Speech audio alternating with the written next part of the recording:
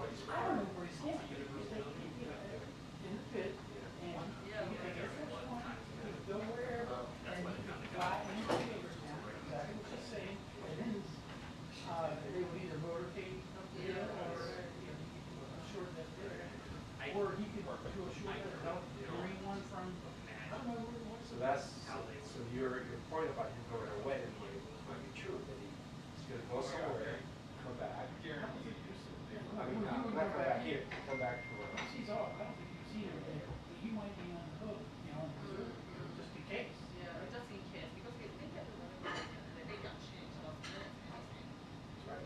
If Iran starts dropping.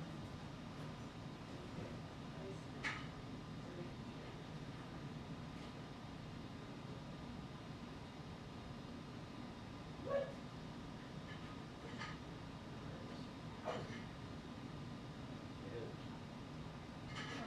It's your name, so it's here.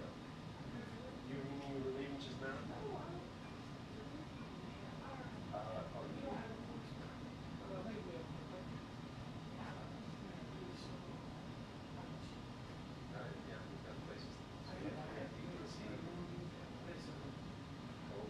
It's my own personal appointment.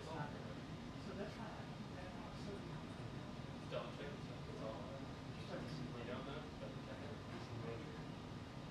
So what do you think I should do tomorrow? Make it a chance that you won't come back?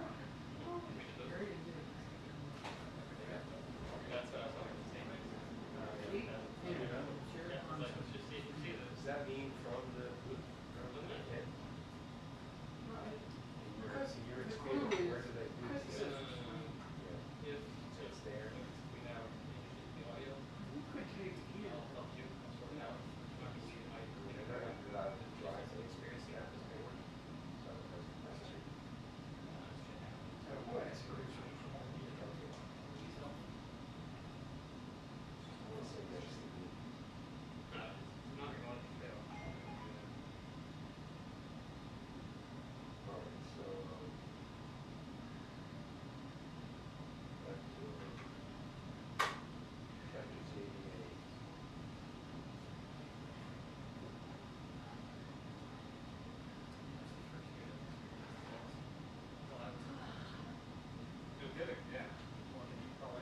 You got something going on?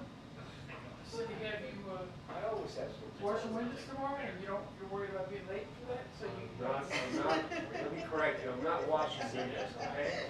Well, I am mopping floors. that's why I was asking, okay? I know there are certain things we all have to do.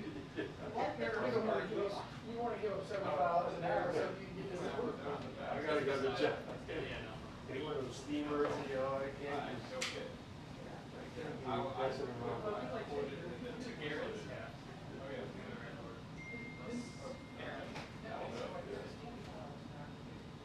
Well, to your point, our yard, our backyard, front yard is nature.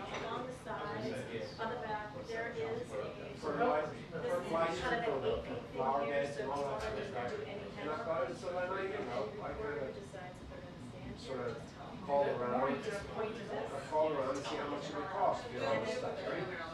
Yeah, yeah, Basically, 4 through the yards, And then, fertilizer, soil, fertilizer. so you can And then, come down all I the way. enjoy it.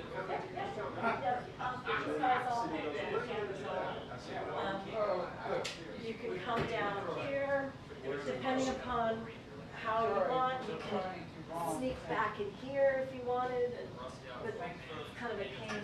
And then, obviously, you can't cross in front of here during the briefing, but you can basically kind of come over to here. Yeah, no, it's kind of ugly. I mean, yeah, or that side. 'Cause if you're on this side, you can get the flag or the column, you know. It's basically, we just, the joke with prior press secretaries, we just say we take their parents. But you know, so you can go up a line here, and I always feel that like you don't have reporters standing there. So when is the meeting tomorrow morning, sir? Where is the meeting? No, I don't even know if it's morning. I could be here until 3 in the afternoon. Yeah, it's basically. Don't know. 5152. You know, sounds like you have a personal life, you're trying to. Anywhere along You there. don't have time with this job. No, I don't. Sometimes people try to do Work kind of gets in the it depends way of my upon life, you know? who's all sitting in the chairs. You know, and I've dealt with this for as long as you have, so, you know, if you haven't figured it out by now, just default to the money, just take the money, all right? Just take the money and run. The fertilizer, the top, dirt will be there when I'm ready, when I am ready for it, not, doesn't work the other way around. Money, now, I don't know about the money. I can't, if I have all the money in the world, I can't buy my marriage back, you know that? Introducing the reality side of things, okay?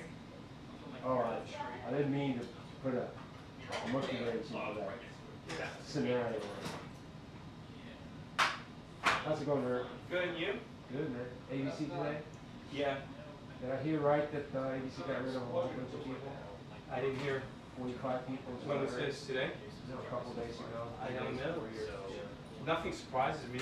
They're all cutting. Can you hear me? But I mean, There's a lot of people. Obviously not here because there's really no one staffing it. No, are we talking about I don't know, technicians or? I don't know, I just heard 45 people. Wow. ABC just cut 45 people. And CBS did it the week before. They took out some people, some correspondence. There's more coming. They say at the end, before the end of the year. Most likely after the election, they'll say, okay, we'll About need 10% or something like that, they said. Yeah, listen, nothing surprises me with corporations, No, you know? no. It's our job to take our part. What's that? It's our job to grab what we can. That's right, that's our job. All right, in that spirit, I'm gonna say yes to JD. Thank you, that's what I'd say. Glad you read my subtle hint. My not so subtle hint.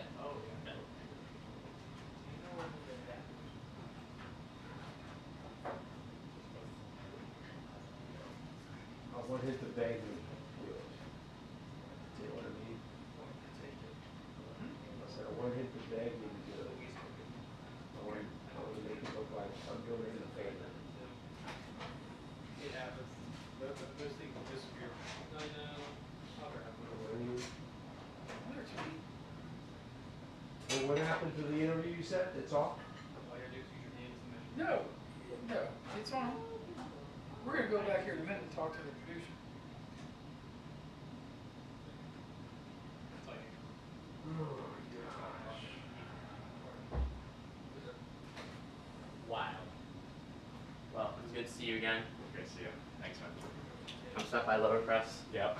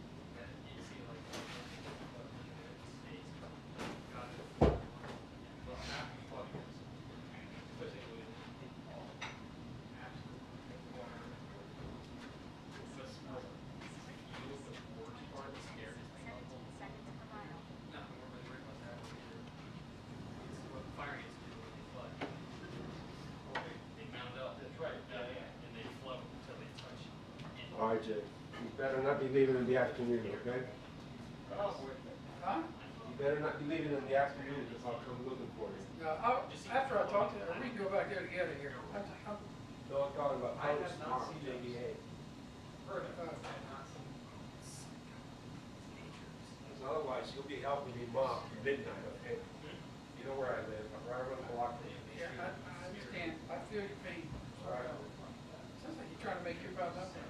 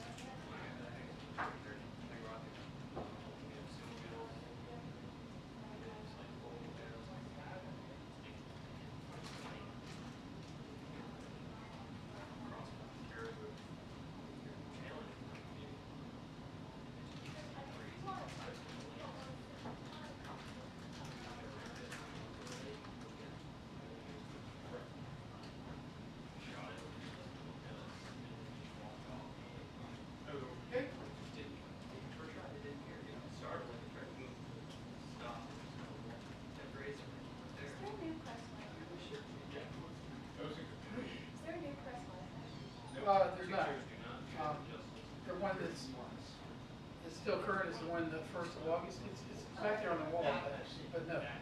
The only reason I'm so sure is because I'm still using that. It hasn't prompted me, so it's working.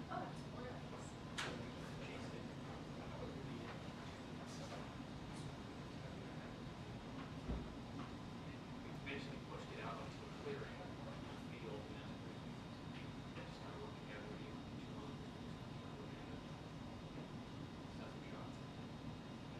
Seven shots? A mix of 270 and 33, 145, 7. Wow. That's. Great. Yeah. So it does the whole, after the morning we did that, it took us the whole day to get it. 5 cylinders, pilots, drag it out of the lake to get it toward the house. Good times. Oh, it was great. I love it.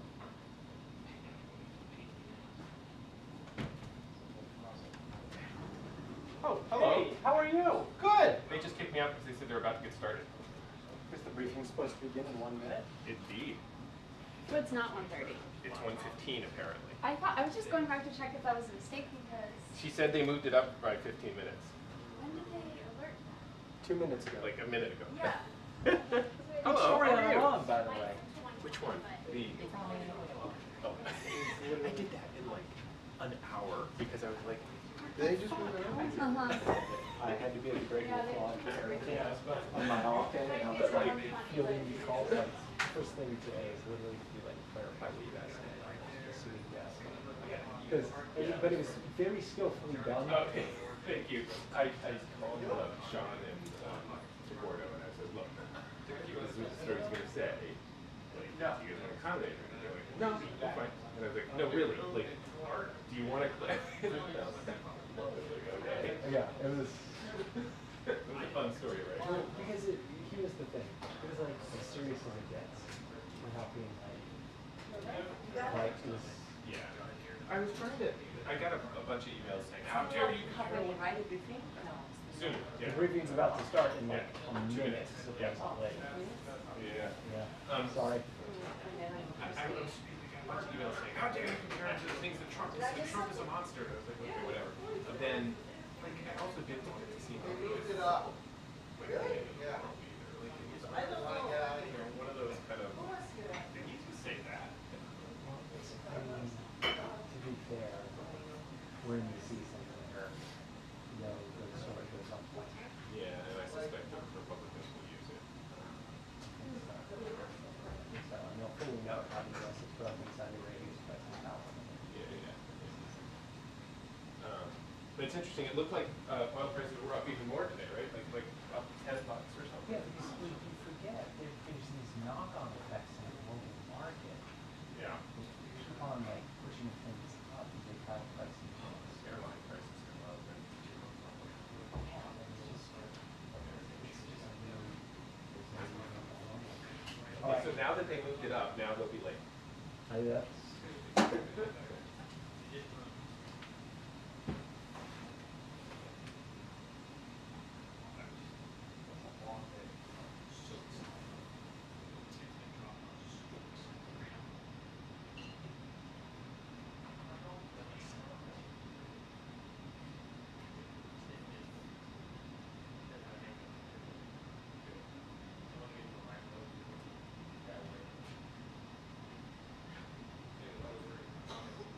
Have we gotten any more information? Are you in the pool tomorrow? Yes, I am. I will be joining you for this exciting trip to South Bend. If do we know? Well, that's what I was going to say. Do you know if have you heard anything more than? It's not been fully confirmed yet. Oh, great. So. Maybe the bride is like, I don't want to jump in down the wedding. I think the much more complicated dynamic is what's going on. Oh yeah, does he want to be at a wedding on a day when the world may blow up? And I also think Mine, your share? I'm in somebody's chair. Oh, yeah, not mine, not mine. I'll be out of here. That's very cool. There. This right here is. It's a wood hanger or you use it for? Yeah, that's what correspondence stand on.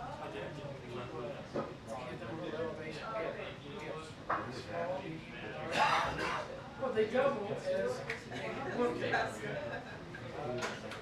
Yeah, Peter just got to Trade secret. I know, I didn't know if it had like a drawer in there. You know what? It's going that way. two. Peter and Zoe. Shoe dirt. I'm going to say like, measuring that until Jesus. That's for people. That's for me. Disability, right? And I feel like it's one of those months that's just gonna be like 30 minutes straight. And it's there. You don't figure it out. So they're letting you off for the bullet trip, They're letting me off for Angola. and then other people are swapping on her. Yeah, that's the spot that's coming. Better to be there at the end. Actually, feel like it's over there. I thought they would push The angle.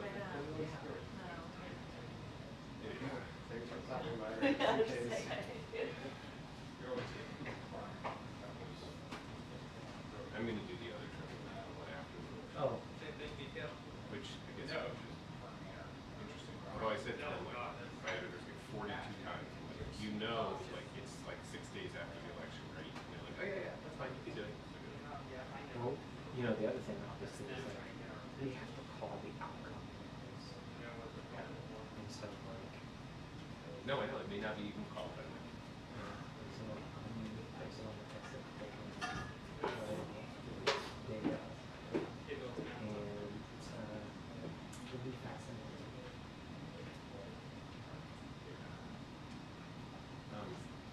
If it pops up on your computer, can you improve my, I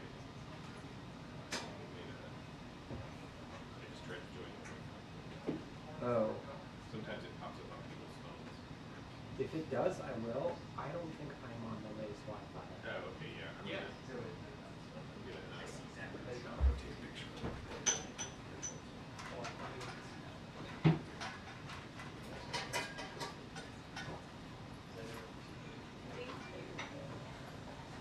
How about that?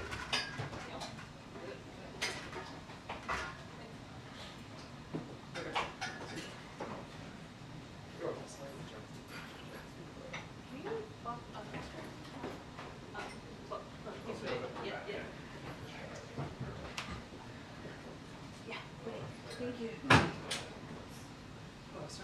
Hey, how are you? Alright, so what is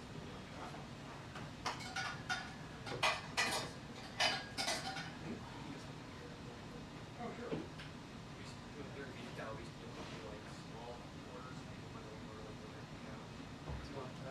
No, I got it. I just went back and take a picture of it. I just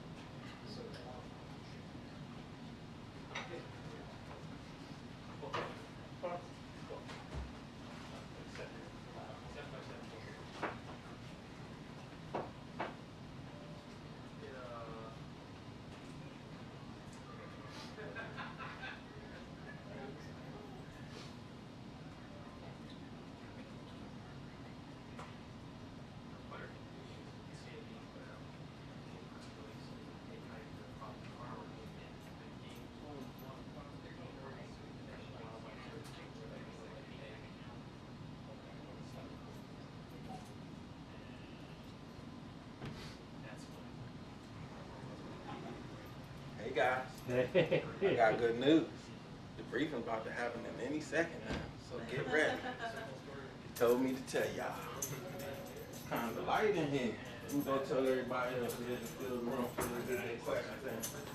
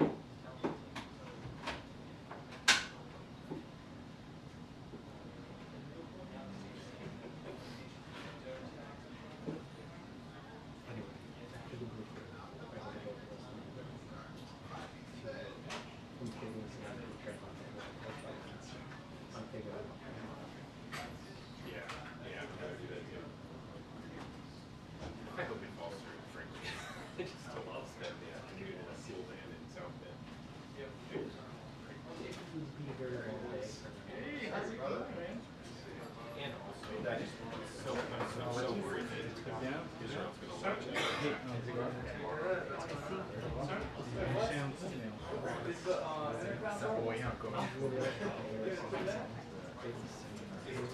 When Trump is going back to Butler, was that today? At some point, Trump is going back to Butler, which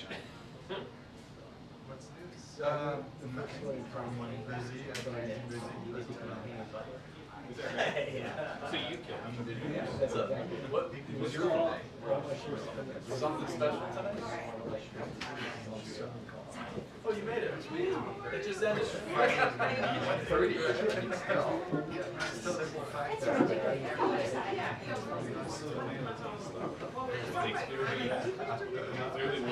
Clearly recognize that reality. I see what you're talking about. What's up? Oh, I know, right? I was like, wait, they meant to, but yeah.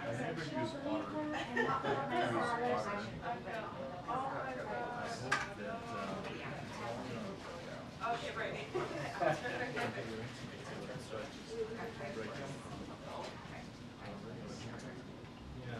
Saturday. It is Saturday. Yeah. Get out. No.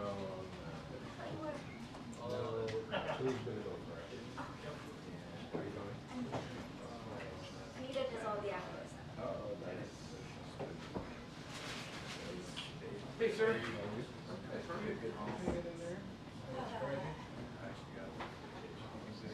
Are you going, if we go to something?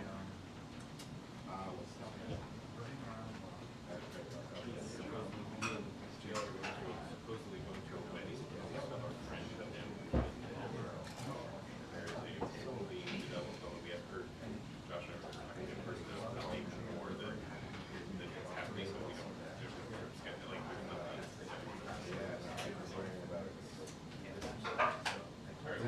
Pretend you go here. Just pretend it's not happening. Technically, it's supposed to. I'm not sure. And then they're gonna just go right back to Camp David, or right back right to Camp David. Check, check, check, check, check. 1, 2, 3, 4, 5. Does that sound okay in the back? 1, 2, 1, 2. Check 1, 2. Could you just say 3 maybe? 4. Oh. We can't do 3. Now it sounds great. I'm not paid for 3. How's that sound back there? Sound good? All right.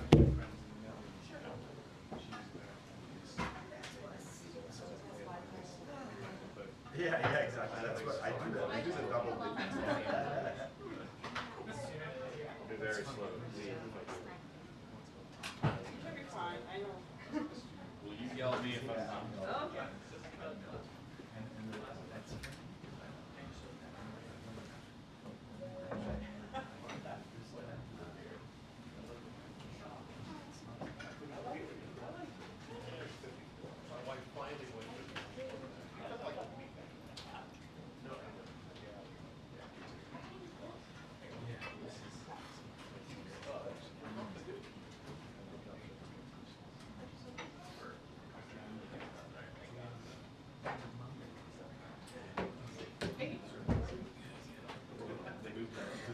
They moved it up and now they're back to where it was originally.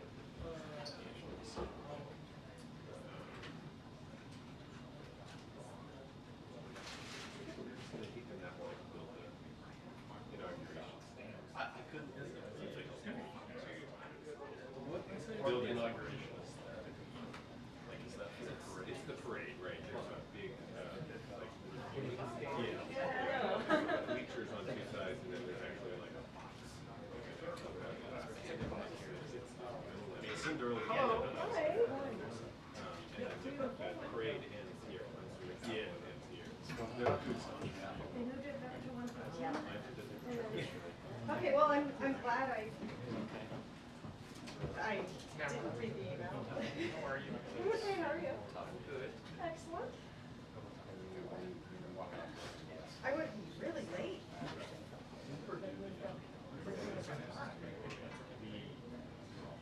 If they make it into 1:30, then that is the. Oh.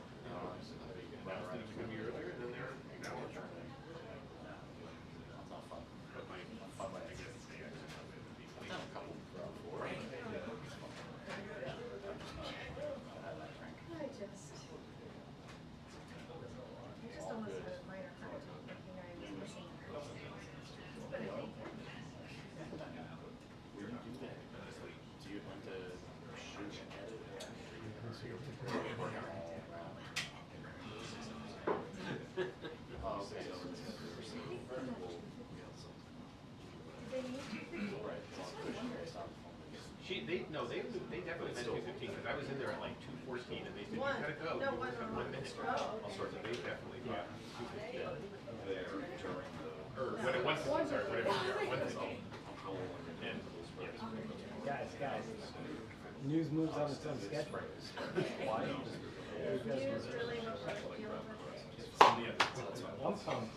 Jobs day. you're gonna, I know, it's the best day of the month. Jobs Friday. I mean, Something to look forward to. it is, not gonna lie. I understand. sorry, Josh. No, I And trust me, that was- I did all the work. That was primarily, it's a diss of me, not you. No, But- It just sucks too. Yeah, I'm not saying Anybody that works for I'm Bloomberg, dissing you. it sucks too.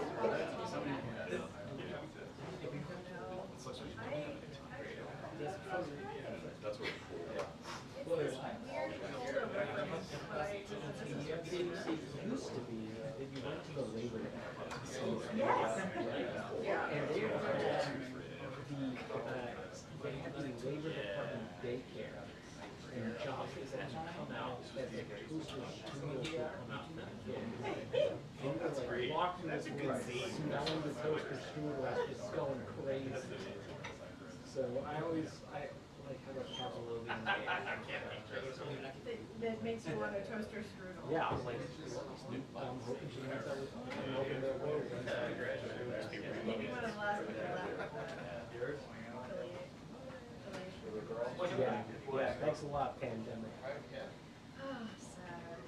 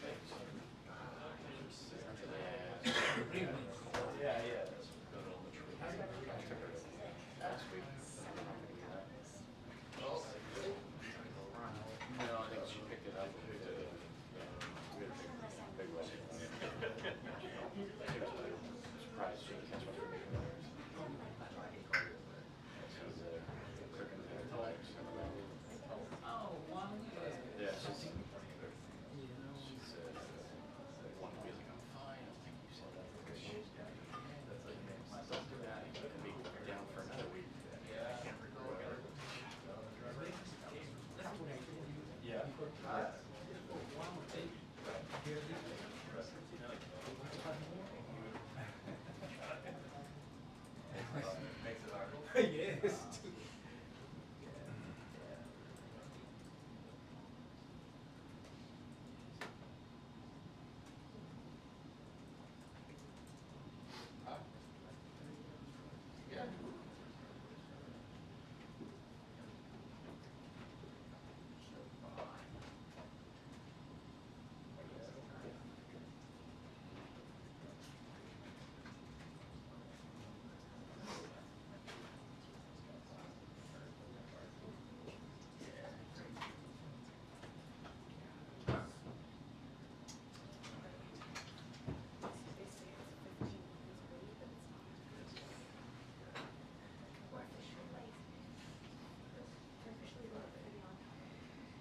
Well, to be fair, if they had planned it to be a half hour late, then they could still be 15 minutes early.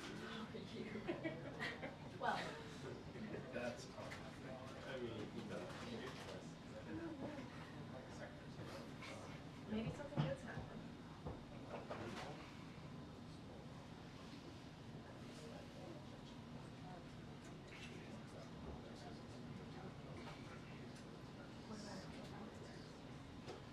Do you realize? I think he's never been higher president. This would be a good day for it. You know who I Me? You're like, wait a minute, what's this? You should, someday in the future, like in 25 years, you can read my memos where I hopefully suggested. Over and over again. Yes. What?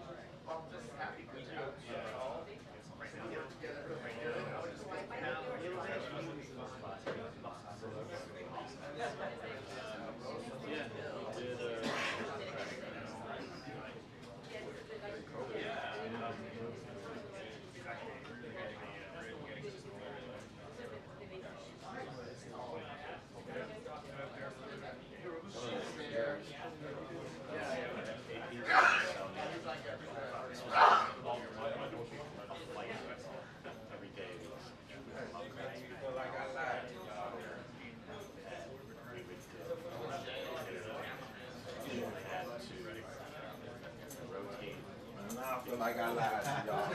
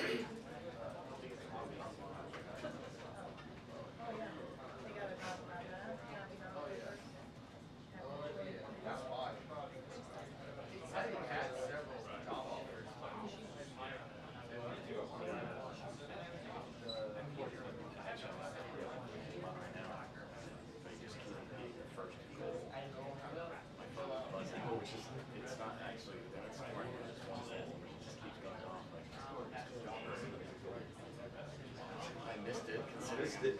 Didn't want to run away if you're late.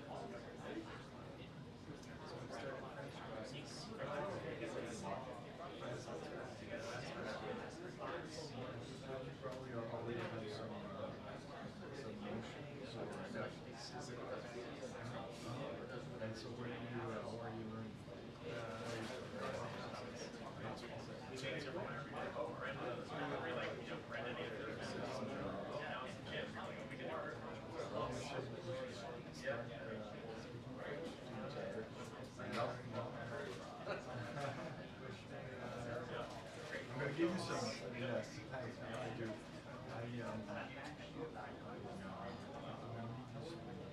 Some more months. Yeah, please do.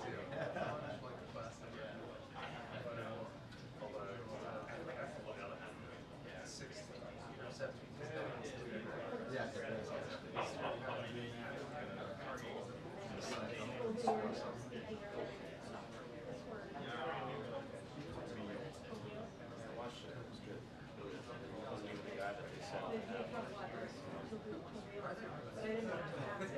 And it's been bothering me all day.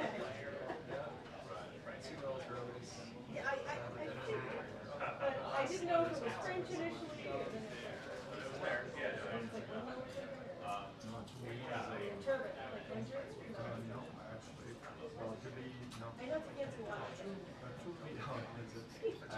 Truvio is, no, you can have this in water. Water just, but yes. I was like, very It's called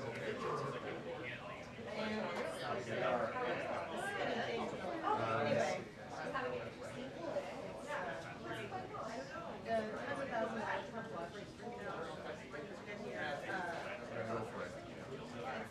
I don't have a ticket though.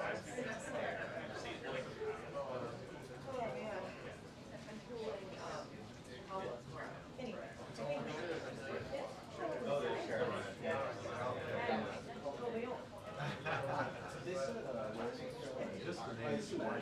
Well, okay, so just making us try to say,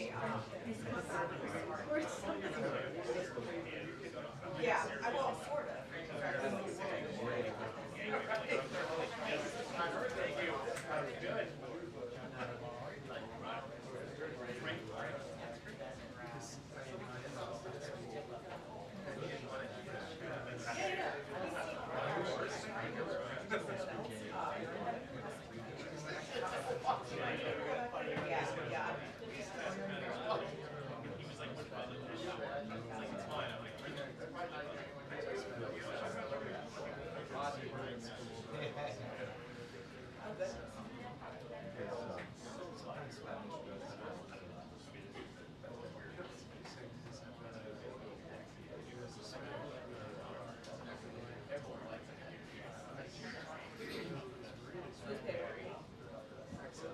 Yeah.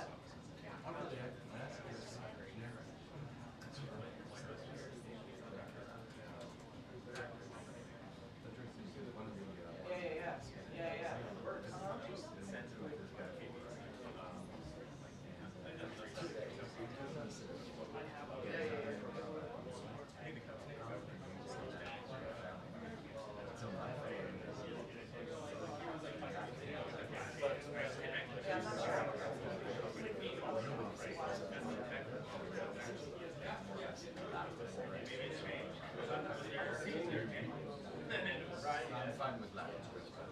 But they investigated it.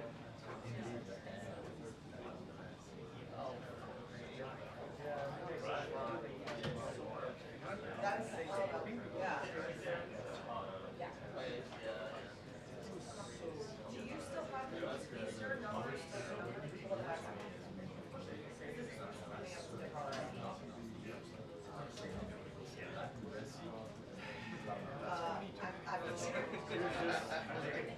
Okay, yeah, sounds good. I can't get on the phone right now, so I but just text me, okay? That's good. Bye. It's good to do something. Joey? Yeah. It sounds like.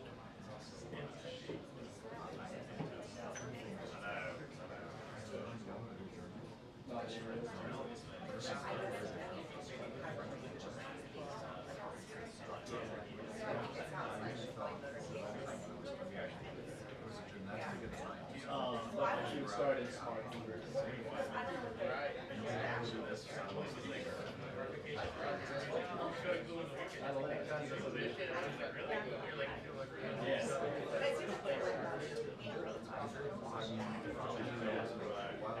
Well.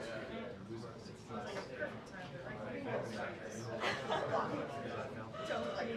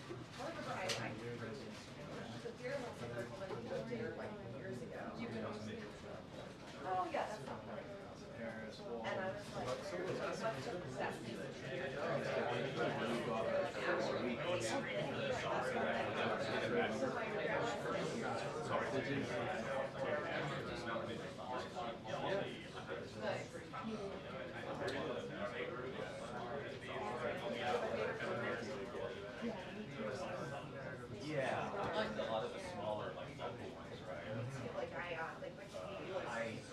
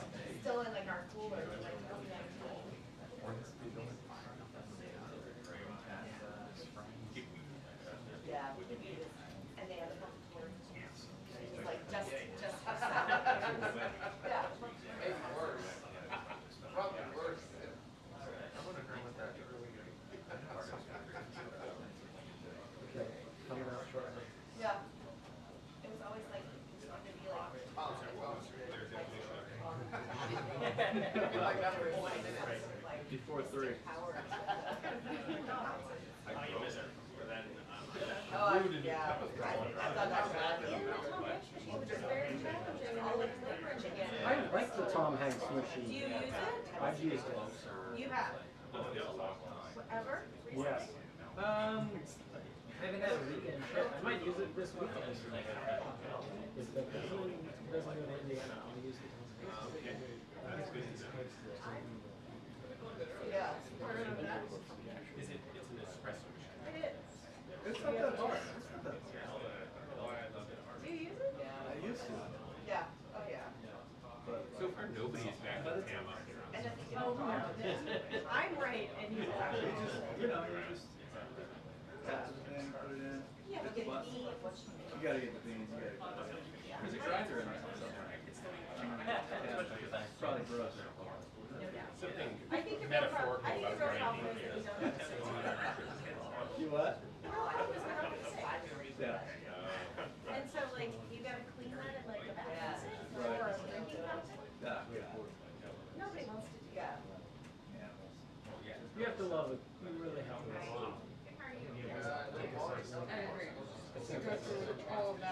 One of our IT guys has a espresso thermos that does it all in the thermos. Oh, I've seen Whoa. It's pretty wild. my daughter has become a barista for the last few months. Is that right? She's learning a lot about That's all cool. different types of coffee. Where is she? Where is she a barista? Yeah. It's a little cafe that opened in our building. It's called Bread Meat. Right Oh, awesome.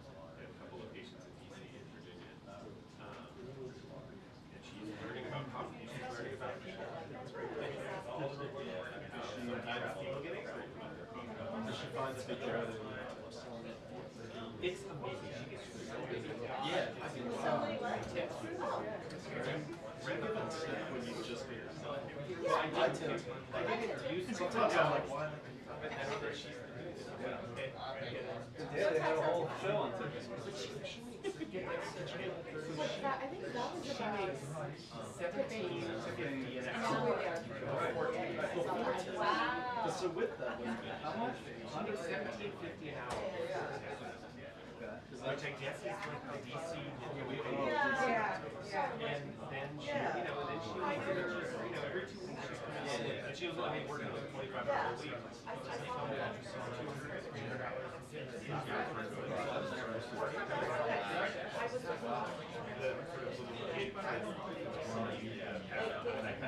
It also was like a truly valuable skill set. Yes. Oh, I mean, if you later in life can make a little swirl on a toast. Yeah, she can do that. Like a little meat. Yeah. And that is like a break. Speaking of which, is she a master at butchering people's names on her? And would she like to come here Yeah, and that's show us next how to level. use Yeah, that you gotta do that. I cannot wait until you get that. Yeah, no, I'm gonna get out of here. Just take your time. She's graduated college last year, and she's applying to a master's program. So she's in her hiatus year. But having a really good time. So I'll have like That's great.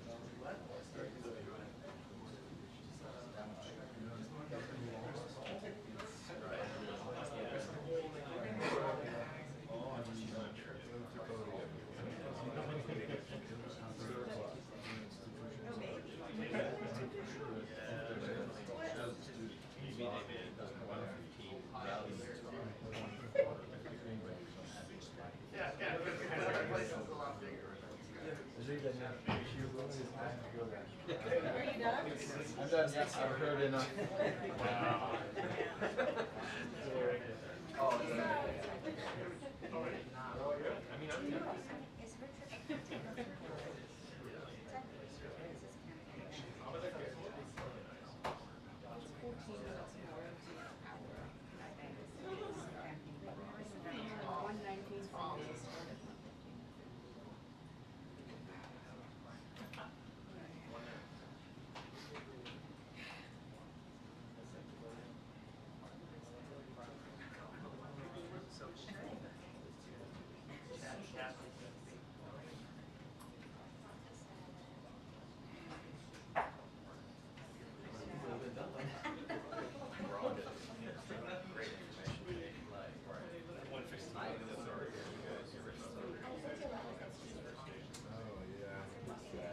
he seems like a really nice guy. I know.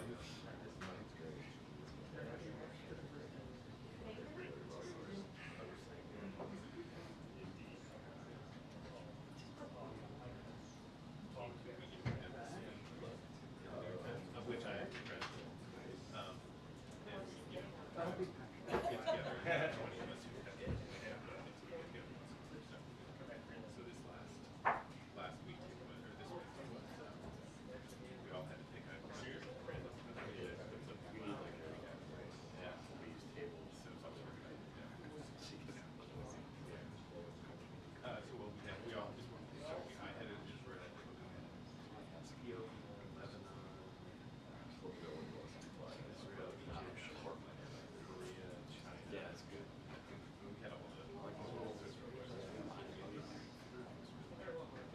way out now. I think he changed that. He came for that. I think he officially started. It's a little drawer, right? I made hummus, which is two different kinds of hummus, and then some pita chips with sumac. Oh, yum. And it was open. You should have made a little over on the side. I could have. We had it was all sensitive. This Fessingen, which is like a rice and the chicken and walnut dish.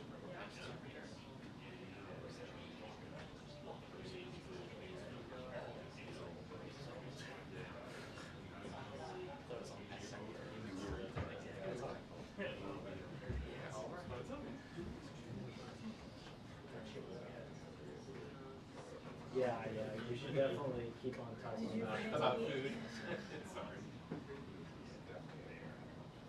The press briefing will begin in 2 minutes. The press briefing will begin in 2 minutes. Yeah, right.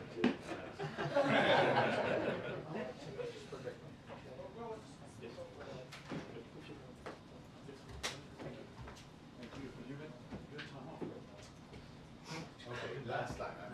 No, I can't move it. Yeah, I decided that you come back.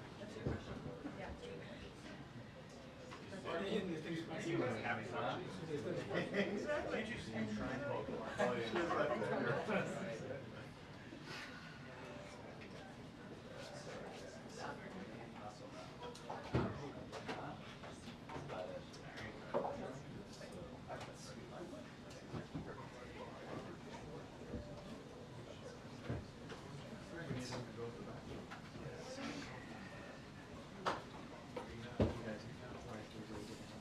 I know. Well, I thought there was like an urgency. How are you? Good to see you too.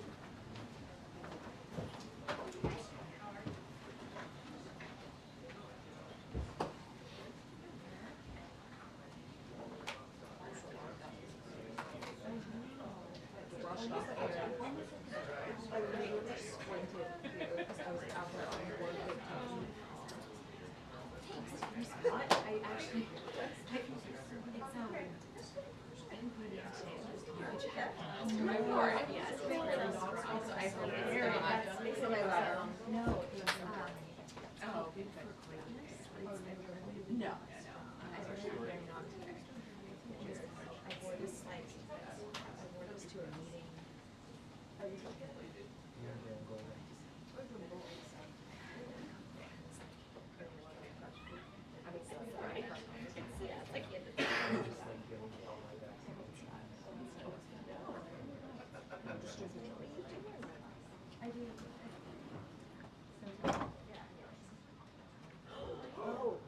folks.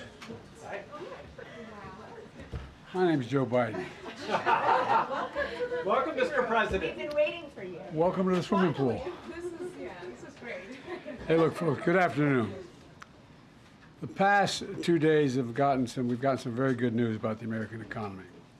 Just yesterday, shipping carriers, after some discussion, an International Longshoremen Union came to an agreement to keep the ports in the East Coast and the Gulf ports open. We averted what could have become a major crisis for the country, and a tentative agreement which includes record wage increases for dock workers and shows the importance of collective bargaining and represents, I think, critical progress toward a strong contract. I especially want to thank the carriers, the port operators, and the Longshoremen's Union for reaching this agreement at a time when the nation has experienced such terrible devastation from Hurricane Helene. It was truly a service to the American people for all these parties to come together to respond to our request to keep the ports open. I was determined to avert a crisis at this moment because it's a critical moment. If we didn't do this now, we'd have a real problem. I also want to thank my White House team for the work they worked around the clock to bring the parties together.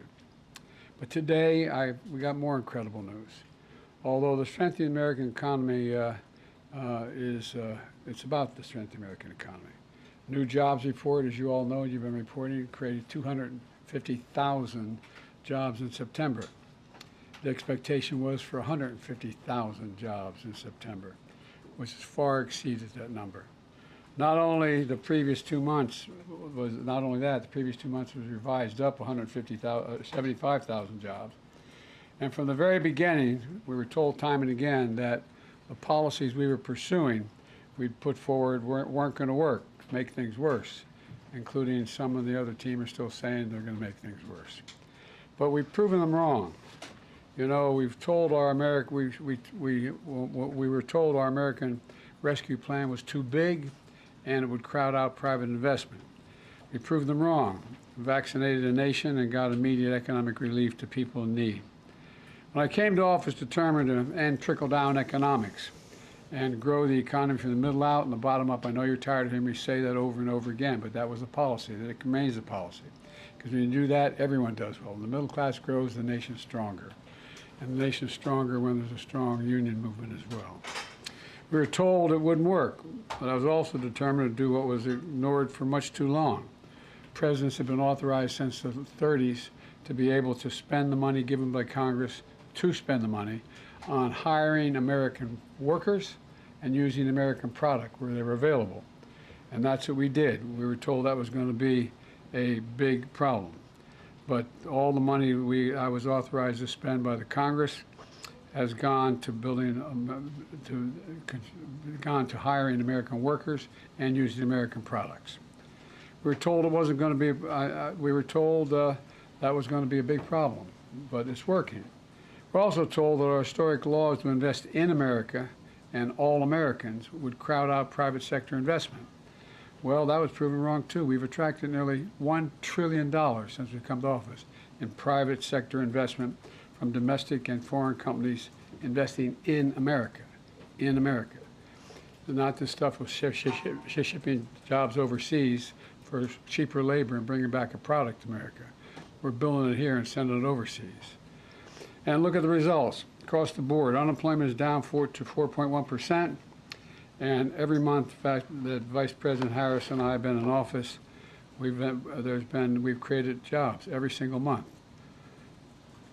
The nation has now created 16 million jobs since I've come to office, more jobs created in a single presidential term than any time in American history. Our GDP shows our economy grew at 10% under my administration. Unemployment reached the lowest level in 50 years. We're also told inflation couldn't come down without massive job losses or sending the economy into economic recession. Once again, outside experts were wrong. Inflation has come down. Wages have gone up faster than prices.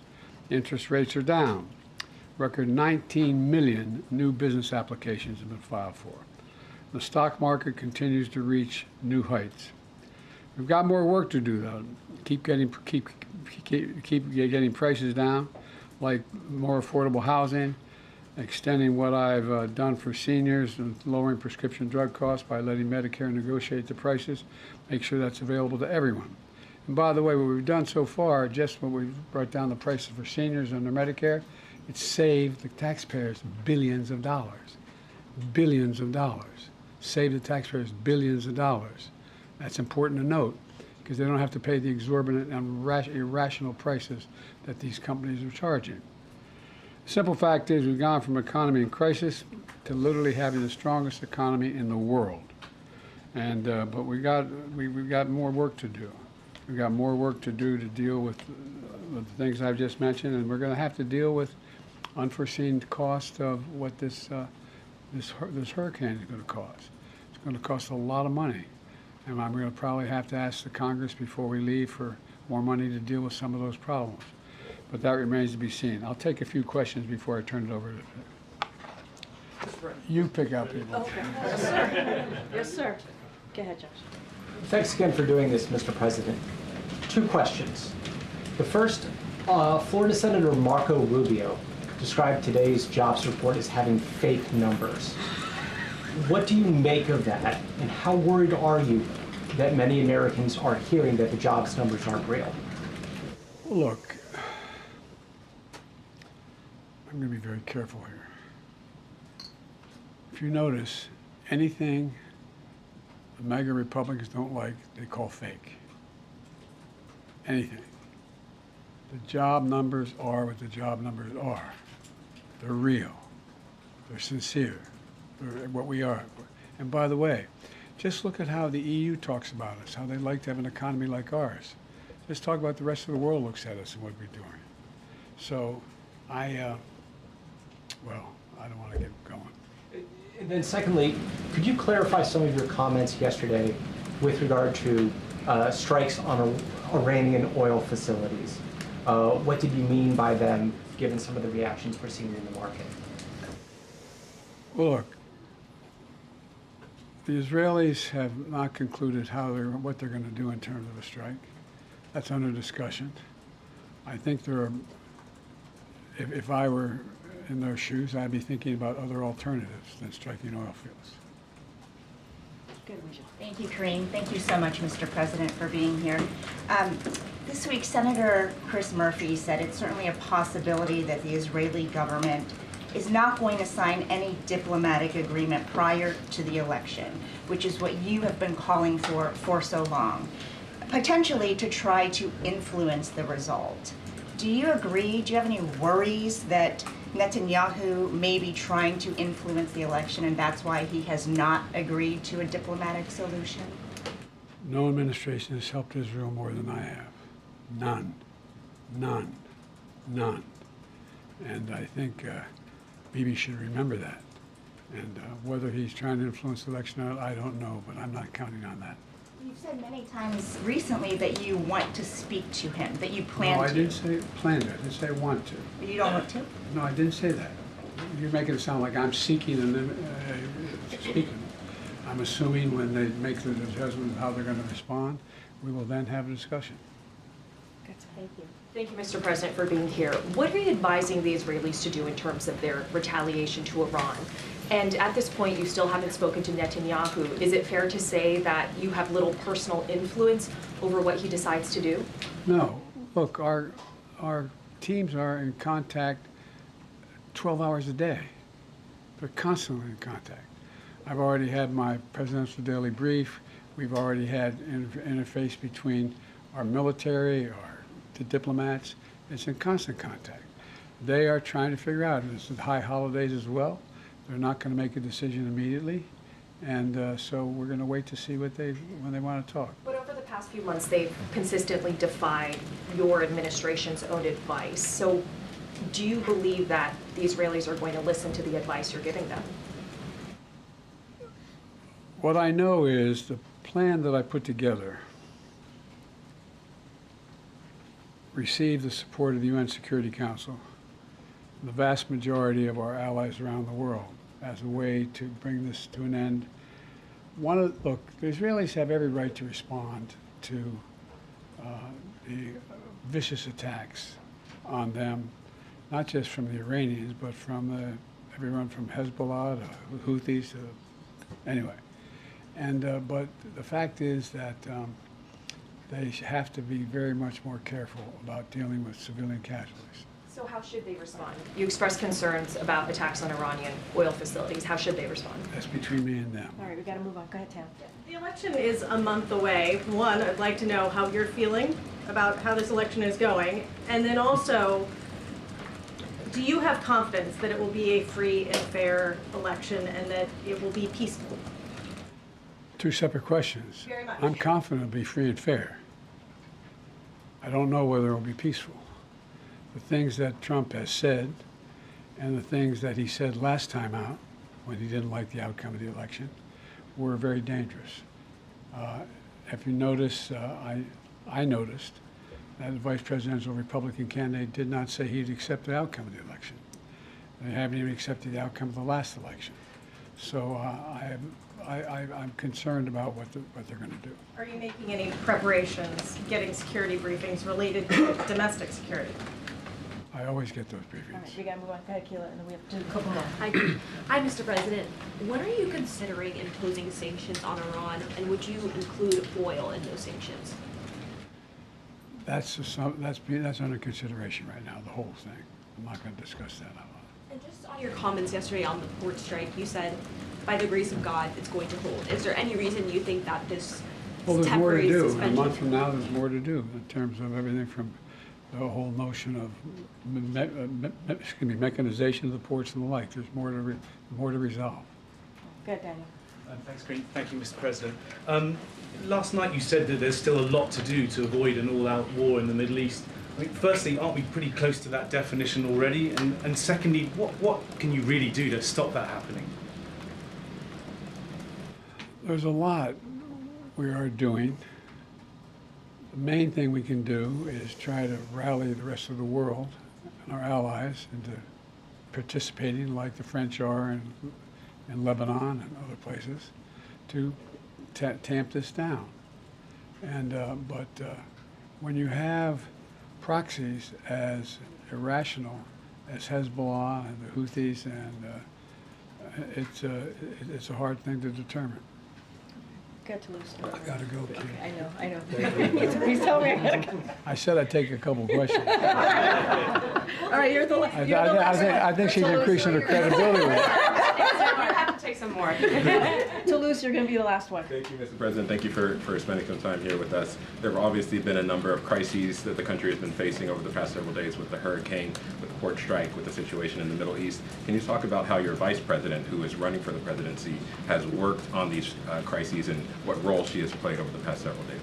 Well, I'm in constant contact with her. She's aware we're singing from the same song sheet.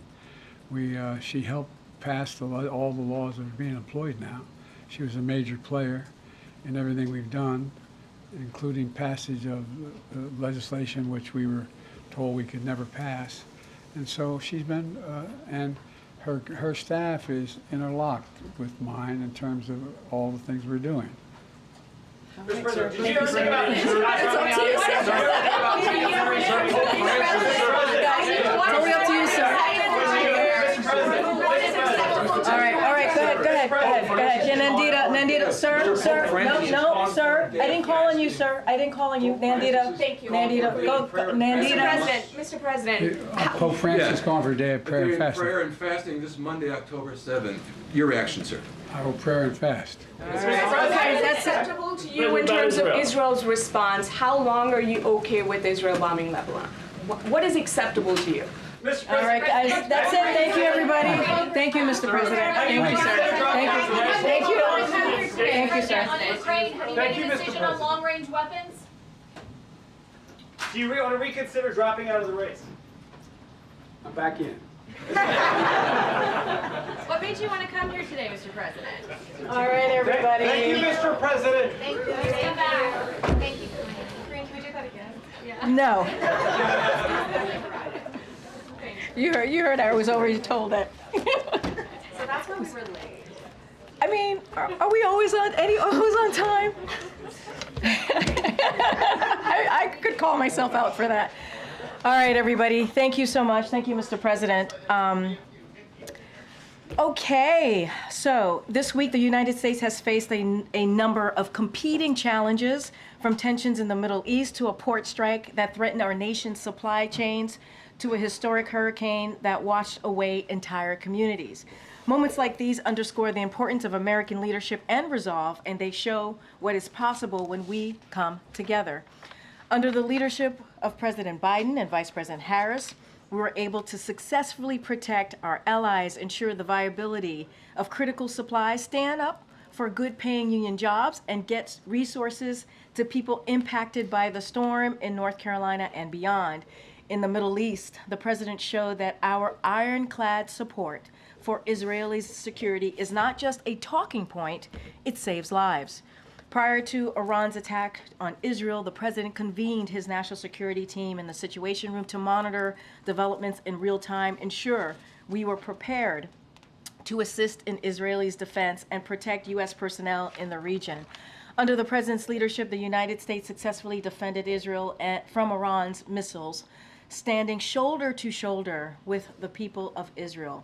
On the home front, the president and his team brought union workers, ocean carriers, and port operators to the table to successfully resolve a strike that threatened U.S. supply chains and the economic progress this president has made to lower prices for the American people.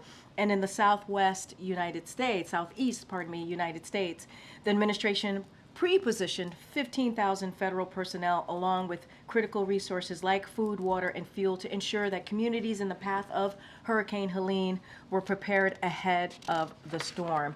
Now we are getting more resources into the hardest hit communities every day, and we have provided over $45 million directly to individuals and families to help them recover.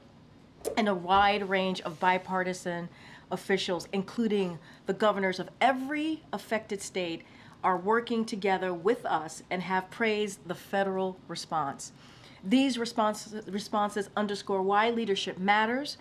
The president's leadership in this moment helps to save lives, protect critical alliances, and ensure that our economy remains strong. But more importantly, it proves that nothing is beyond America's capacity when we do it together. And really quickly, because I know you all asked for this, this is the week ahead. Next week, the president will travel to Milwaukee, Wisconsin to discuss his administration's work to replace lead pipes in the state and across the country through the bipartisan infrastructure law. This law is investing historic resources into our communities and creating good-paying jobs. The president will also be traveling to Philadelphia for a campaign engagement. He will also travel to Germany and Angola to underscore the enduring strength and importance of two strategic bilateral relationships in addressing a comprehensive range of global challenges. The value of strong alliances and partnerships in the defense of freedom and democracy has never resonated more in Europe, Africa, and beyond. President Biden has made revitalizing our international alliances and partnerships a key priority, recognizing that today's challenges require global perspectives and shared responses. Those are the details I am able to share with for now, but certainly we will have more in the upcoming days. And finally, we have Lael Brainard, our national economic advisor to the president. She's going to provide more information on how the president helped reopen our ports, as well as the strong job market economy report that we saw today, showing that more than 250,000 jobs this September under the President Biden.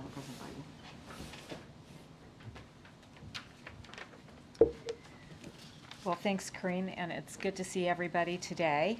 It is a good day for American workers and families. We saw more than 250,000 new jobs created in the month of September. We saw unemployment back down to 4.1% at a time when inflation is back down to pre-pandemic levels. The East Coast and Gulf ports are opening back up, and dock workers are getting back to work on the basis of a strong tentative agreement on wages and a contract extension between the International Longshoremen's Association and the United States Maritime Alliance. Just a week ago, the negotiation had totally stalled out. The union and employers had not spoken to each other for months. The last time a wage offer had been put on the table was in the middle of 2023. The President and the Vice President directed us to get the parties back to the table to reach a good deal. We worked around the clock to help them find common ground. And the President was clear throughout that process on three things. We needed to get the union and the employers back to the table on the basis of a strong progress on wages, so nothing would get in the way of hurricane recovery. Taft-Hartley was off the table because collective bargaining works, and workers should share in the large profits of the ocean carriers, particularly after those dock workers sacrificed so much to keep goods moving for the American public during the pandemic. And as a result of the hard work that I undertook along with Secretary Buttigieg, Secretary Sue, a number of people in the White House, we are seeing dock workers get a fair share of the industry's record returns. We're seeing ports opening so consumers and businesses can get what they need, and we don't expect to see any effects on our economy or for consumers, businesses, and farmers because we have strong supply chains that we built in the wake of the pandemic. The President and the Vice President have consistently supported the collective bargaining process. When employers and workers come to the table, they find a good outcome. That's a vastly different approach from previous administrations that might have busted unions and rolled back worker protections. And finally, I would simply say that the data that we're seeing, the data we saw last week, confirms that our economy is delivering for workers. All right, I'll take a couple of questions. Go ahead, Salome. Thank you so much for being here. Would you say at this point that the U.S. has achieved a soft landing? And if not, at what point will we be there? Yeah, I would say that, look, we have seen unemployment, the lowest average unemployment rate of any administration in 50 years, and we have seen inflation come back down to pre-pandemic levels. That is exactly the kind of growth that you would want to see. Growth has actually been revised up. It's been above 3% over the last year, and we're continuing to see very resilient consumers. So yes, that's exactly the kind of Goldilocks results that you would want to see. Good, Josh. Thanks again for doing this. If I can ask about an otherwise strong jobs report, you still had manufacturing employment dip by 7,000. What do you think is happening in the manufacturing sector right now? Is this a response to higher rates, or are you seeing something else going on? Yeah, so I think if you look more broadly across the administration, you have seen manufacturing jobs growing by more than 700,000. In contrast to the previous administration that actually saw manufacturing job losses even before the pandemic. And I think the right way to think about this, because we have so much new investment dollars from the Investing in America agenda, the right way to think about it is to look at construction and manufacturing jobs together. And there what we've seen is continued growth. That construction workforce is hard at work with factory construction that is multiples of the previous administrations. That construction of factories is going to turn into the manufacturing jobs of the future. So we see that investment in today's economy, whether it be in chip manufacturing or clean energy, that's going to result in tomorrow's manufacturing jobs. Thank you, Karine. Just after the last Fed rate cut, do you think the administration has won its fight against inflation? So I would say if you look at the data on inflation, it is now back down to pre-pandemic levels. Don't forget, nobody said that could happen with a strong labor market. I think people just really need to go back and see some of the predictions.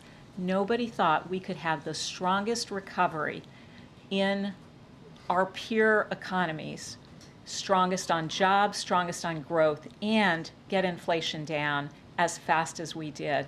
And so that just shows that the president's investments and the focus on supply chains has really worked. And just to follow up on the consumer confidence numbers, I mean, there was an upward revision in August, but now it's down in September. I'm just sort of wondering if you can comment on that. Yeah, so I think the most recent Michigan sentiment numbers actually are showing strength. And, if you look at what consumers are talking about, they're talking about good jobs, good job opportunities, and we've seen a lot of people moving into new sectors with better wages. And there is now a lot more confidence that interest rates are coming down, inflation is down, and that's going to enable consumers to feel more confident about investing in some of those bigger ticket items. Thank you. On the jobs report, the data also showed that the employment picture in July and August was also brighter than previously thought. For Americans who are concerned about the rate that they may pay on their mortgage or their car that they might buy, what do you see that doing to the path of interest rates going forward? You know, I think that we are now in a part of the recovery where inflation is back down, and that's really what is going to determine whether interest rates continue to fall. And market interest rates have remained low. Mortgage rates have come all the way down close to 6%. We anticipate, because inflation is back down, that that will continue to show through to market rates. And on the hurricane that ravaged the Southeast, what are your early indications of how that could impact economic growth and the jobs picture in November with so many in that region out of work? Yeah, so we do think normally with a hurricane of this size, with the devastation that it has caused in many communities, that it will affect the employment statistics for that month. But what we know is that generally you see the economy overall bouncing back very quickly, and the growth numbers really becoming sort of strong pretty rapidly because of all that rebuilding activity that we are committed to. Yeah, Jackie. Oh, that was my on interest rates, yeah. How concerned are you right now about the instability in the Middle East and its impact on oil prices? Yeah, so it is something that we track very closely. Obviously, prices at the pump right now, $3.18 on average. Not that I track it closely, but that is today's number, and below $3 in many states. We believe that global markets are well supplied, and continue to expect that in the U.S. we'll continue to see those low gas prices. And of course, we have really effective ways of addressing some of those geostrategic volatility. We've used it in the past. We have the capacity to use it again. So right now, markets are very well supplied, and we anticipate them to remain so. All right, last question. Nope, Jared? Okay. No, I can go to Garen too. A federal judge in Missouri issued an injunction blocking the president's student loan program hours after a judge in Georgia allowed it to advance. What is the White House's message to this dizzying legal battle, and that was lifted up as an economic policy, to particularly closing the racial wealth gap? And what is your message to Black and Brown Americans who are really relying on this relief?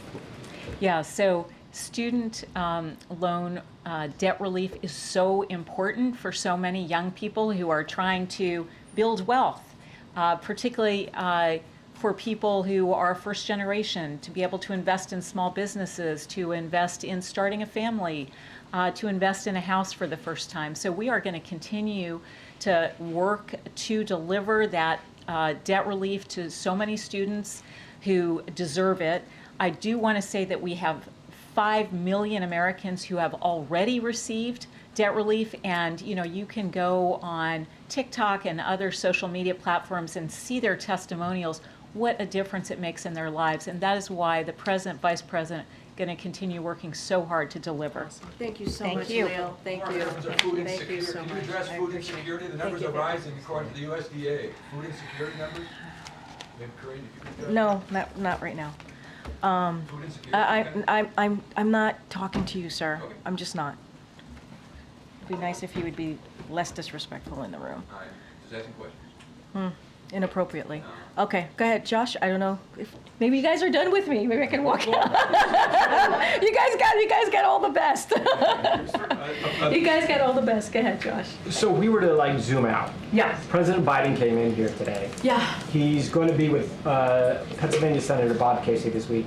Then he goes to Germany and Angola. He said he's singing from the same song sheet as Vice President Kamala Harris on the campaign. How does he see his public role in the next few weeks as we get closer to the election? What's he trying to achieve, and how's he thinking about it? I think he's doing his job as president, right? I think that's the most important thing. I mean, I started off at the top, at least at this part of the program, where I said that we've had 3 major events happen this week. And what did the president do? What did the vice president do? They worked shoulder and shoulder to deal with these major events. Now we see a deal with the port, a negotiated deal with the ports. Obviously, that collective bargaining is extended until January 15th, which is incredibly important, especially in the midst of a hurricane that we saw, this historic hurricane that we just saw, Hurricane Helene. We see what's happening in the Middle East. The president and the vice president continue to have diplomatic conversations, if you will, to de-escalate, to deal with what we're seeing in the region, and the hurricane. You saw the vice president in Georgia, the president in North Carolina, South Carolina, Georgia himself, and also in Florida, pardon me. And so I think what you're going to see is him continuing to do his job, working closely with the vice president. Look, before Hurricane Helene, President Biden was planning to campaign this week. And you heard me say he's going to go to Pennsylvania. He's going to go to Wisconsin next week. And so we have, you all have covered how much of a whirlwind week this has been. And so the president is going to be president. He's going to be commander in chief. And obviously he's going to be supporting his vice president. I can't speak specifically about the campaign because of we do respect the Hatch Act here, at least for myself as a federal employee and many of us here. And so, look, he's going to continue to do the work that he's doing. We saw strong jobs numbers. That's one of the reasons he came out. He came out because he wanted to talk about that. He wanted to talk about what we have seen this week. And so look, we're going to continue to doing the work, and I think that's what the American people want to see. Good, Celine. Thanks, Karine. So, former President Donald Trump threatened to revoke the legal status of Haitian migrants. What is the president's reaction to that? This is something that the former president had tried to do during his own administration. Look, here's the fact. The fact is they're here legally, right? That is the fact. TPS, that's what it gives you. And honestly, I wouldn't take legal advice from the former president. I don't know. That's not something I would do. Okay. How concerned is the administration about the economic impact of Hurricane Helene? Look, as you can see, we have been working around the clock. The president directed his team very early on to work around the clock to make sure that the states that were affected, the states that he's visited and the vice president has visited over the past couple of days, got everything that they need. And we did that by pre-positioning some of the personnel, about 1,500 federal personnel, to do that. What we are doing, we're going to make sure, obviously we're going to always monitor any of the economic impact, but we're going to continue to make sure that we are focused on life-saving and life-sustaining efforts. That's the focus that we're going to have here, and we're going to continue to monitor, but obviously reacting and providing the needs of the states right now, of citizens who are living in those states, is probably the most key and most important. And continue to call on Congress to move forward with additional funding. As you know, in the CR, there was a robust ask for funding, for disaster funding, and that didn't make it in the bipartisan CR. And so we got to get that done, and we're going to continue to have conversations with Congress. I tried asking the Indeed, I've called on you like 3 times today. I know some folks in the back are just going to be like, yeah. So. Yep, I hear you. I hear you, Kimberly. I hear you. What is acceptable to the U.S. in terms of Israel's response, right? How long is the U.S. comfortable with Israel bombing Lebanon? I know you guys are going to ask this question every which way, and I totally understand that. We are having conversations, discussions. We're in contact with the Israelis on what's next. We have been very clear there will be consequences. You saw the joint statement, the G7. There's going to be consequences. There's going to be sanctions. And I'm not going to preview those sanctions from here. But we have always said Israel has the right to defend itself. And you saw just on Tuesday night, and not just Tuesday night in April, how much we are prepared to defend and protect Israel, because that is our ironclad commitment. I'm not going to get into diplomatic conversations in the public here. And there was a report that quotes U.S. officials saying the White House wants to take advantage of the massive blow to Hezbollah's leadership and infrastructure to push for a new Lebanese president in the coming days. Can you comment on that? I'm not going to comment on that. I'm not going to comment on sources or reporting out there. That is not something that I'm going to speak to, sourcing that I can't even verify from here. Go ahead. Thank you. On the port strike, reaching a tentative agreement, the White House and several officials were involved in the 90-day extension of those talks. I'm wondering what the significance of that timeline is and whether the election being 5 weeks away played any role in it. Look, this is about the right thing to do for workers. Many of those workers put their lives at risk during the pandemic. We have always said collective bargaining works. We believe it works. And we have seen parties reach a fair agreement when they come to the table and in good faith and do that collective bargaining. This is what's important. It was important to this president to get this done. This is not about an election. This is about what is the right thing to do for the American people. This is the right thing to do for workers, again, who deserve higher wages, who deserve benefits. And so the president is proud to have been able to do that. His team, obviously with his team, he directed his team to do this. And so now collective bargaining is going to continue, and we'll see where we are in the next couple of months. But this is not about politics for this president. And you have seen that in the last 3.5 years when we've been in these types of situations where there was negotiation, and we have been very, very clear, collective bargaining and supporting workers. On congressional funding, you mentioned some of the items that were lacking in the short-term funding bill that Republicans had put forth. I'm wondering if the president has spoken with any members of the Big Four in Congress to bring those concerns to them directly. So I don't have any conversations to speak to that the president has had with members of Congress. I mean, you saw him on the road. You saw him in a bipartisan way on the road in North Carolina, South Carolina, Georgia, and Florida. And you saw him with Republican congressional members and governors and Republican and Democratic congressional members and also governors, and you saw that bipartisanship. I'm certainly not going to get into any private conversations that they have had, but we will continue to speak to congressional leadership and members about getting that extra funding. It is important. They need to act. They need to act. Go ahead. Hey, thanks, Karine. Can you talk about how President Biden will be marking Monday's 1-year anniversary of the October summit attack on Israel? So obviously it's going to be a painful day for many, including for all of us here. And so we will have more to share on how we will be commemorating that devastating day that we saw a year ago. Don't have anything to share at this time. And secondly, this was President Biden's first time, correct, to the press briefing room since he's. Why and you're not? welcome. You're welcome. I know this. I know where this question is going to go. It's going to be great. It's going to be great. I prefer a question, but that's all right. But real quick, why not? Why didn't he come in the 3.5 years before? Why? I mean, he came today, and you got to see him, and you were here. I mean, he had the opportunity. Oh man. Yeah. Come on, come on. He was here. He took your questions, and he is every Friday. Friday with the POTUS. Friday with the POTUS. No, you guys got to bring the ice cream. You guys got to bring the ice cream. Okay, I'm going to do a couple more. Go ahead. I haven't called on you. Go ahead. Thank you, Karine. I want to go back to Haitians and the TPS, but first, it's another week of misery in Haiti. There was this report from the World Food Program describing acute hunger. What more can the U.S. do to improve the situation in Haiti? And if there's no improvement, is it conceivable that the TPS for Haitians will never be lifted? So look, on your last question, I'll do that first. The last part of your question, I'll do that first.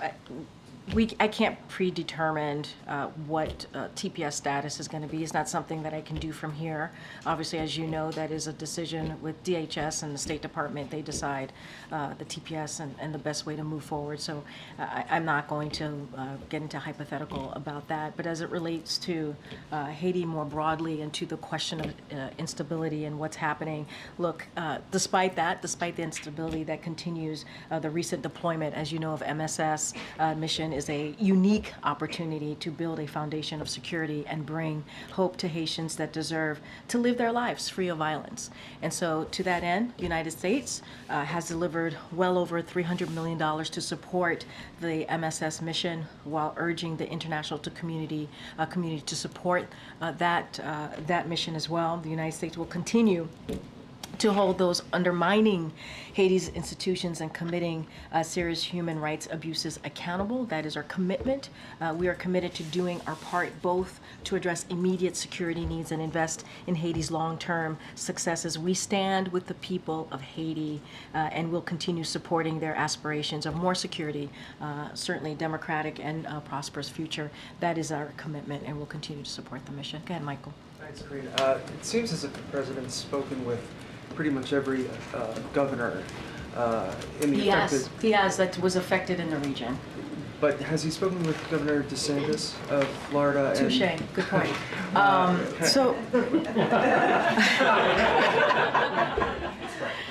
Touche. And I think we read out that he spoke to the governor of Tennessee on our way back from our trip to Florida and Georgia yesterday. I don't have a conversation to read out with the governor of Florida, but what I can say is that we have been in touch. Our team has been in touch with local officials on the ground. We are committed to providing what is needed in the state, obviously to those who were affected in the state, and our commitment is clear. The president has always said it doesn't matter if you're in a red state or a blue state. He's a president for all Americans, and that continues to be certainly his commitment. Go ahead. I know I'm getting pulled, but go ahead. Thank you, Karine. The president seemed to suggest that he is asking, or he seems to be suggesting that Israel should consider other alternatives rather than attacking Iranian oil facilities. But should Israel make such an attack, how is the administration preparing for an Iranian retaliation on the Strait of Hormuz that would disrupt oil supply and disrupt oil prices globally? So also, as the president said, we continue to have these discussions. I'm not going to get into hypotheticals. About Israel's response to Tuesday night attacks. What I will say is that we understand that they are still determining what exactly they will do. That is something that we understand. I'm just not going to prejudge. I'm not going to get ahead of anything, and the discussions to continue. But can we say that the administration is preparing for that possibility? I'm just not going to I'm not going to speculate. They're still, I'm telling you, they still haven't decided what their next steps are going to be. So that's what I'm saying to you. That's what we understand. I don't have anything else beyond that. Angola, on the president's trip, Karine, Amnesty International is criticizing the administration's, quote, silence on human rights violations in Angola ahead of the president's visit, calling out the administration's focus on private sector investment to counter China. This is obviously in reference to the Libido corridor. Can you give us a response? Look, I mean, we get this type of question about human rights violations anytime he travels, and if that's going to come up, the president, as you know, has never shied away from direct conversation about human rights and democracy in any conversation. And I could expect that he will do the same in this upcoming trip, and so I don't have anything beyond that, but the president has never shied away from that, never shied away. Okay. Thank you, Karine. Does the administration have any concerns about how the aftermath of this storm could impact the vote? Whether it's talking to the Postal Service about mail-in ballots that may not be getting to people, or impacting the infrastructure in these critical states? So look, we are using every available resources to help this community respond. That's what we're going to do and recover from this disaster. That is our commitment. That's what you've heard from this president. That's what you heard from the FEMA administrator and so many others in the president's administration. And certainly that means ensuring that Americans' voices are heard this November. And so that is our commitment. We want to make sure that people's voices are heard. And so any specifics on where the infrastructure is and what that looks like, certainly I would have to refer you to the state election officials on those, and cybersecurity and infrastructure and all of those pieces on what that looks like for them. But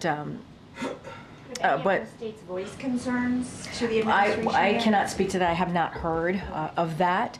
But look, our commitment, again, is to make sure that the resources available so that community can respond to recovery and also get back on their feet and deal with this disaster. We want to make sure that Americans' voices are heard this November. That is important, and so, but certainly that is something that state elected officials can speak to more directly. But we're going to try and make sure they get back on the feet. I know I haven't called any yet. Thank you. Former President Trump is accusing the Biden administration of using FEMA funding to support undocumented migrants. How is the White House responding to that? I mean, it's just categorically false. It is not true. It is a false statement. And look, the fact of the matter is, I think Washington Post fact checker did a piece, and the headline recently, just moments ago, not too long ago, and the headline was, "No, Biden did not take FEMA relief money to use on migrants, but Trump did." I'll leave it there. Secretary Mayorkas had said earlier this week that he was concerned that FEMA didn't have enough funding until the end for the rest of the hurricane season. Now that President Biden has seen the damage firsthand in the Carolinas, Florida, Georgia, heard him say at the podium he may have to call Congress back from recess.